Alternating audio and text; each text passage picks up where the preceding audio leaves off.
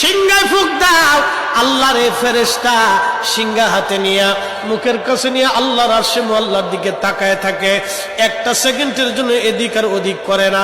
কখন রব হুকুম দিবে সিংহায় ফুৎকার দেওয়ার জন্য, যখন সিংহায় ফুৎকার দিবে, কুরআন বলতেছে ইদাস সামাউ ফাতারাত, আকাশ ভেঙ্গে ভেঙ্গে ভেঙ্গে ভেঙ্গে পড়তে থাকবে।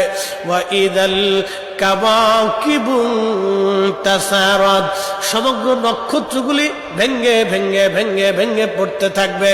ওয়া ইদাল বিহারু ফুজ্জিরাত, সমুদ্রের তলদেশ উদ্দোলিত হয়ে যাবে। সমগ্র পানিগুলি পৃথিবীর উপরে আছাড় মারবে, আর ধুয়ে পারলে সব পৃথিবীবাসীকে নিয়ে যাওয়া হবে। ওয়া ইদাল কুবুরু বুসিরাত, কবরের ভিতরে যাহা আছে সব আমার মালিক আমার রব বের করে দিবে। কবর থেকে মানুষ বের হইয়া সেই দিন হাসরের ময়দানের দিকে দৌড়াইতে থাকবে, সবাই উলঙ্গ থাকবে।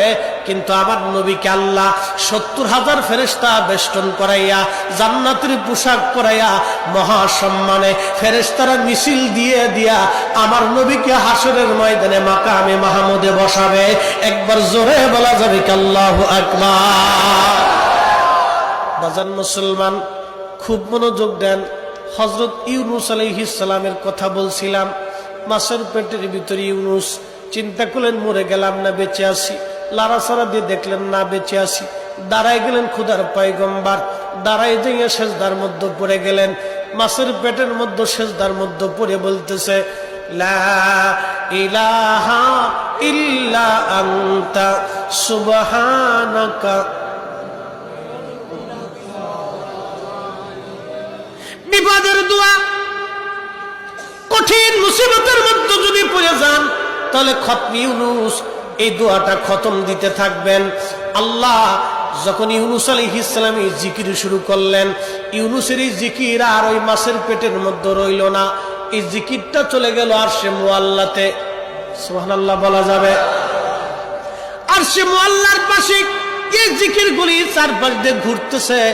আরশে মুআল্লা ধরে রাখছেন ৪ জন ফেরেশতা কাঁধে করে। এই ৪ জন ফেরেশতা আল্লাহকে ডাক দেবে, বলে রব, আপনার বান্দা ইউনূস তিনি জীবনে ভালো অবস্থায় থাকার সময় আপনার জিকির করেছে, আজকে সে মাছের পেটের ভিতরে পড়ে গভীর সমুদ্রের মধ্যে আপনার জিকির করতেছে। আল্লাহ, ইউনূসের জিকিরের আওয়াজ আরশে মুআল্লার চারপাশ দিয়ে ঘুরতেছে। আল্লাহ, আপনি আপনার ইউনূসে মাফ করে দেন।